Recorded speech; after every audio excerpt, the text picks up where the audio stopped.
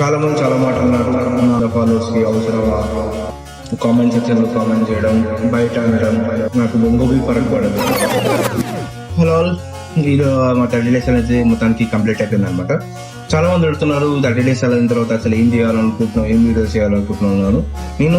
నేను ఒకటి 2 థింగ్స్ అనుకుంటున్నాను. ఒకటి వచ్చేసి కామెడీ వీడియోస్ అనుకుంటున్నాను, ఇంకోటి వచ్చేసి ఫుడ్ బ్లాగ్, ఫుడ్ రివ్యూ అనుకుంటున్నాను అనమాట.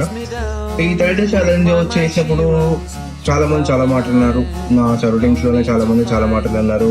నీకున్న ఫాలోవర్స్ కి అవసరమా, కామెంట్ సెక్షన్ లో కామెంట్ చేయడం, బయట అనడం. ఓకే, పర్లేదు, ఏమన్నా అనుకోండి, నాకు బొంగోబీ ఫరక్ పడదు.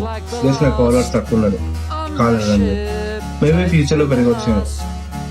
నేనైతే ఒకటి ఫిక్స్ అయిపోయినా, ఎన్ని కష్టాలు వచ్చినా ఏం వచ్చినా కంటెంట్ క్రియేషన్ అయితే ఆపొద్దు.